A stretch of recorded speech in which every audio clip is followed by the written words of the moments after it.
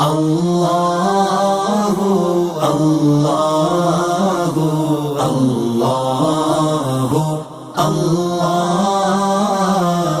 اللہ.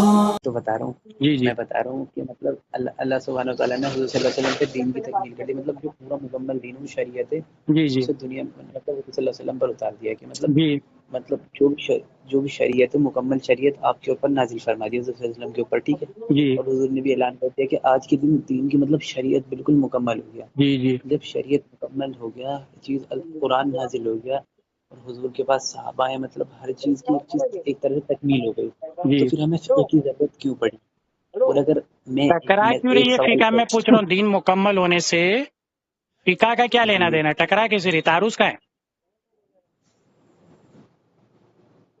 تعارض جی رات بھر سوچ کے بھی جواب نہیں دے سکتے. یہ صرف کاپی پیسٹ کرنا سوال لوگوں کو آتا ہے لیکن انہیں خود کو نہیں سمجھا ہوتا ہے کہ اس سوال کی حقیقت اور بیک گراؤنڈ کیا ہے. بس سوال سنا اور پریزنٹ کر دیا. چلیں بتائیں میرا دین خود کا مکمل ہونے سے فقہ کا کیا لینا دینا ہے وہ بتاؤ. میں کہہ رہا تھا جب دین مکمل ہو گیا تو ہمیں فقہ کی ضرورت کیوں ہے؟ ٹکرا کر رہی ہے وہ دین مکمل ہونے سے فقہ کی ضرورت ٹکرا کر رہی ہے, وہی تو پوچھ رہا ہوں.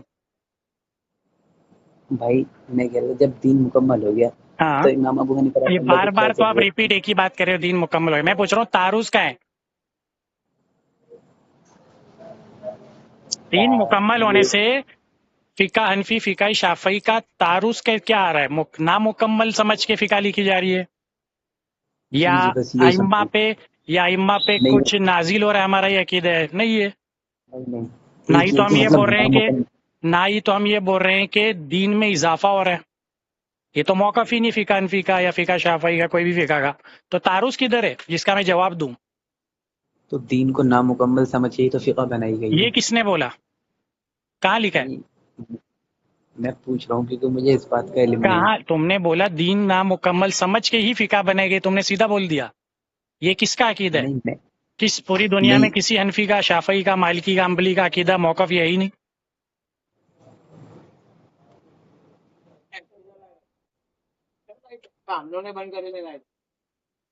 مجھے تعارض تو دکھاؤ جس کو میں رفع کروں. دکھ ہی نہیں رہا ہے. چلیں 2-5 دن سوچ کے بتانا. فی الحال کچھ دلیلیں اس پہ دیتا ہوں میں.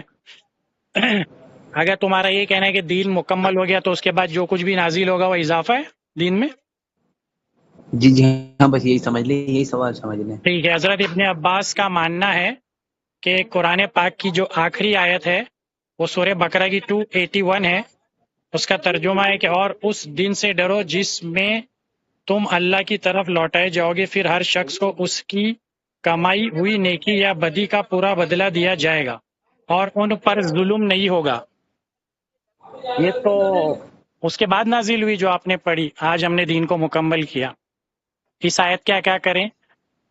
سوال نمبر 1. سوال نمبر 2, اس کے بعد جتنی بھی حدیث مبارک نبی پاک صلی اللہ علیہ وسلم نے فرمائی ہے ان حدیثوں کا کیا کریں؟ سوال نمبر 3, جب دین مکمل ہے تو اصول حدیث کیوں لکھی گئی؟ اس کا کیا کریں؟ بخاری مسلم وغیرہ کیوں لکھی گئی؟ اس کا کیا کریں؟ جدید پیش آنے والے جو مسائل ہے جو نبی پاک صلی اللہ علیہ وسلم یا صحابہ کے زمانے میں پیش نہیں آئے, بعد میں پیش آ گئے, اس کا کیا کریں؟ جیسے کہ بلڈ ڈونیشن, انور بھائی نے بولا. باڈی پارٹس کے ڈونیشن, لوگ آنکھیں ڈونیٹ کرتے ہیں, دیگر باڈی پارٹس ڈونیٹ کرتے ہیں. نہ قرآن میں اس کی وضاحت ہے کہ آدمی اپنا باڈی پارٹ ڈونیٹ کرے, نہ حدیث میں.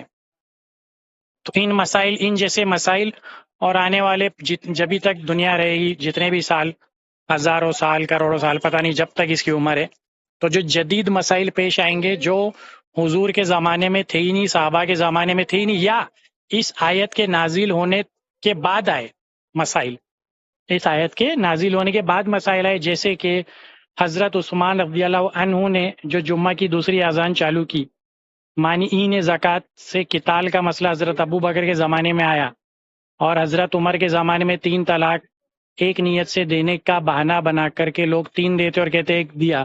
تو حضرت عمر نے جو فیصلہ سنایا کہ اب تم نیت کا اعتبار نہیں ہوا, 3 دیا تو 3 کاؤنٹ ہوگی, کیونکہ اس کا ڈس ایڈوانٹیج لوگ لیں گے, بولیں گے 3 دے دیں گے, بولیں گے ہماری نیت 1 کی تھی. اب نیت کو کون پہچانے گا؟ نیت کا دار و مدار انسان کی عقل سے تو ہے نہیں، ظاہر پہ فتویٰ دیا جائے گا۔ تو اس طرح سے بلڈ ڈونیشن ہو گیا، اور صحابہ کے اس آیت کے اترنے کے بعد جو صحابہ کے فیصلے ہیں، خلفاء راشدین کے فیصلے ہیں، دیگر صحابہ کے فیصلے ہیں، ان فیصلوں پر جو امت نے عمل کیا، جیسے اذان عثمانی، اس آیت کے دین تو مکمل ہو گیا تھا، پھر اذان عثمانی پہ عمل صحابہ نے کیوں کیا؟ اس طرح سے بہت سارے ہزاروں کی تعداد میں مسئلے پیش کیے جا سکتے ہیں۔ اس آیت کے نازل ہونے کے بعد سے لے کر کے حدیث اور صحابہ کے فیصلے، صحابہ کے فتاوی جات، اور وہاں سے لے کر کے امت میں اب تک اور آنے والے زمانے میں جتنے بھی جدید مسئلے پیش آئیں گے جو وضاحت کی طور سیدھا قرآن حدیث میں نہیں لکھا ہے، اس کا آنسر کہاں سے آئے گا؟ اس سے پتہ چلا کہ دین مکمل ہم نے کر دیا، اس سے فقہ حنفی کبھی ٹکراتی نہیں ہے۔ جیسے کہ حضرت عثمان رضی اللہ عنہ، حضرت ابو بکر، حضرت عمر، حضرت علی کے جو فیصلے تھے اس آیت کے آنے کے بعد اور حضور کے زمانے کے بعد صلی اللہ علیہ وسلم، وہ ٹکرائے نہیں۔ اس سے پتہ چلا کہ جو غیر مقلد اس آیت کا معنی وہ پیش کر رہا ہے، اس کو خود کو بھی نہیں معلوم میں کیا پیش کر رہا ہوں، کیونکہ ان لوگوں نے بھی تو سینٹرز کھولے ہیں۔ وہ لوگ اصول حدیث مانتے ہیں، فالو کرتے ہیں، اصول تفسیر مانتے ہیں، تو اصول حدیث اصول تفسیر تو تھی نہیں اس آیت سے نازل ہونے سے پہلے۔ کہاں تھا یہ بات لکھا ہوا؟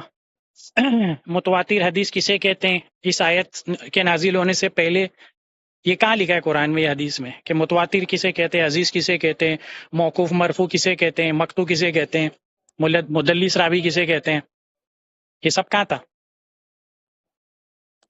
تو یہ ساری چیزیں جو ہیں اس آیت کے نازل ہونے کے بعد یہ اصول حدیث پوری کی پوری، اصول تفسیر پوری کی پوری، یہ سب جواب کہاں سے لائیں گے؟ اس سے پتہ چلا اس آیت کو خود بھی غلط سمجھ رہے ہیں اور دنیا کو بھی غلط سمجھا رہے ہیں۔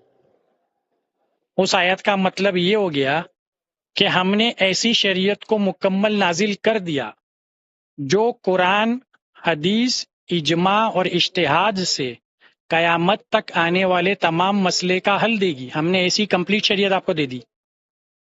اس آیت کا معنی یہ ہوگا۔ سمجھ آئی کچھ؟ جی بھائی آ گئی، سمجھ میں آ گئی۔ آپ کچھ اعتراض بچا ہے تو بتاؤ، تین الگ لوگ کے ایکسپلینیشن کے بعد۔ نہیں الحمدللہ سب کلیئر ہو گیا۔